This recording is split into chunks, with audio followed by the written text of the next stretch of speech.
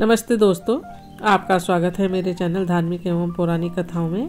मैं आज फिर से आपके लिए एक और नई कथा लेकर के आई हूँ। आज की कथा में शिव जी की कथा लेकर के आई हूँ, शिव जी की अमर कथा। तो चलिए शुरू करते हैं आज की कथा। पुराणों में संस्मरण है कि एक बार माँ पार्वती ने बड़ी उत्सुकता के साथ बाबा श्री विश्वनाथ देवादिदेव महादेव से ये प्रश्न किया कि ऐसा क्यों होता है कि आप अजर अमर हैं और मुझे हर जन्म के बाद नए स्वरूप में आकर फिर से वर्षों की कठोर तपस्या के बाद आपको प्राप्त करना होता है। जब मुझे आपको ही प्राप्त करना है तो फिर मेरी यह तपस्या क्यों, मेरी इतनी कठोर परीक्षा क्यों, और आपके कंठ में पड़ी है परमुंड माता तथा आपके अमर होने के कारण वह रहस्य क्या है। महाकाल ने पहले तो माता को गूढ़ रहस्य बताना उचित नहीं समझा, परंतु माता की स्त्री हट के आगे उनकी एक न चली। तब उन्होंने माँ पार्वती को अपनी साधना की अमर कथा, जिसे हम अमर तत्व की कथा के रूप में जानते हैं, इसी परम पावन अमरनाथ की गुफा में कही।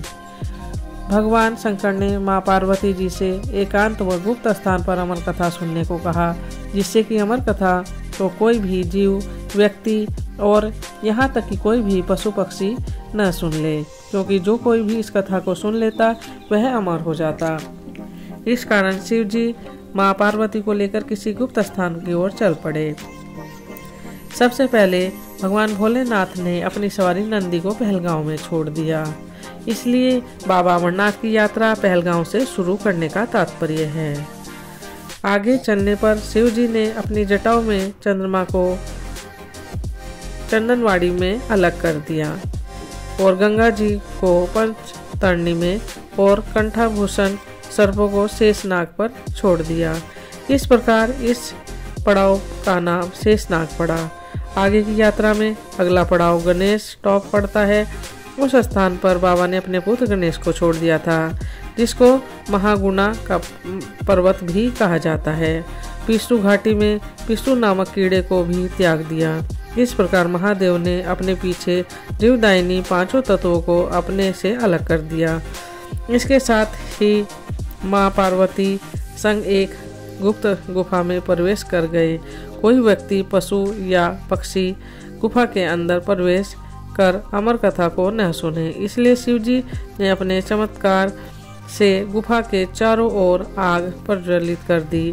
फिर शिव जी ने जीवन की अमर कथा माँ पार्वती को सुनाना शुरू किया। कथा सुनते सुनते देवी पार्वती को नींद आ गई और वह सो गई, जिसका शिव जी को पता नहीं चला। भगवान शिव अमर होने की कथा सुनाते रहे। इस समय दो सफेद कबूतर श्री शिव जी से कथा सुन रहे थे और बीच बीच में गुंग गुंग की आवाज निकाल रहे थे। शिव जी को लग रहा था कि माँ पार्वती कथा सुन रही हैं और बीच बीच में हुंकार भर रही हैं। इस तरह दोनों कबूतरों ने अमर होने की पूरी कथा सुन ली। कथा समाप्त होने पर शिव का ध्यान पार्वती माँ की ओर गया, जो सो रही थी। शिव जी ने सोचा, अगर पार्वती सो रही है तब इसे सुन कौन रहा था। तब महादेव की दृष्टि कबूतरों पर पड़ी। महादेव शिव कबूतरों पर क्रोधित हुए और उन्हें मारने के लिए तत्पर हुए। इस पर कबूतरों ने शिव जी से कहा कि हे प्रभु, हमने आपकी अमर कथा सुन ली है। यदि आप हमें मार देंगे तो हम अमर होने की यह कथा झूठी हो जाएगी। इस पर शिव जी ने कबूतरों को जीवित छोड़ दिया। उन्हें आशीर्वाद दिया कि तुम सदैव इस स्थान पर शिव पार्वती के प्रतीक चिन्ह के रूप में निवास करोगे। अंततः यह कबूतर का जोड़ा अजय अमर हो गया। माना जाता है कि आज भी इन दोनों कबूतरों का दर्शन भक्तों को यहाँ प्राप्त होते हैं। इस तरह से ये गुफा अमर कथा की साक्षी हो गई। इसका नाम अमरनाथ गुफा पड़ा, जहाँ गुफा के अंदर भगवान शंकर बर्फ के निर्मित शिवलिंग के रूप में विराजमान हैं। पवित्र गुफा में माँ पार्वती के अलावा गणेश भी अलग से बर्फ के निर्मित प्रतिरूपों के दर्शन किए जा सकते हैं। इस पवित्र गुफा की खोज के बारे में पुराणों में भी एक कथा प्रचलित है। एक बार एक गडरिये को एक साधु मिला जिसने उस गडरिये को कोयले से भरी एक बोरी दी, जिसे गडरिया अपने कंधे पर लादकर अपने घर चल दिया।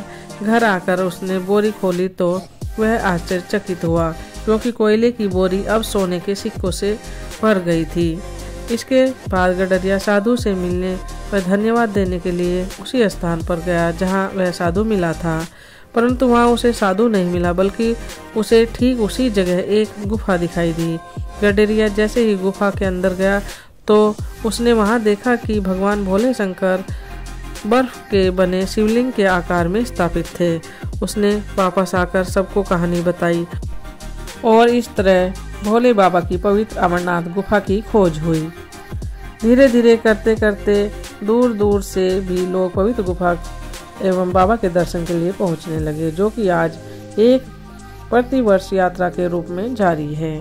दोस्तों, ये कथा यहीं समाप्त हुई। अगर आपको पसंद आई तो ज़्यादा से ज़्यादा लाइक करें, ज़्यादा से ज़्यादा शेयर करें और कमेंट बॉक्स में कमेंट करके मुझे ज़रूर बताएं। इस कथा को ज़रूर सुनें, आपकी सभी मनोकामनाएं पूरी होंगी।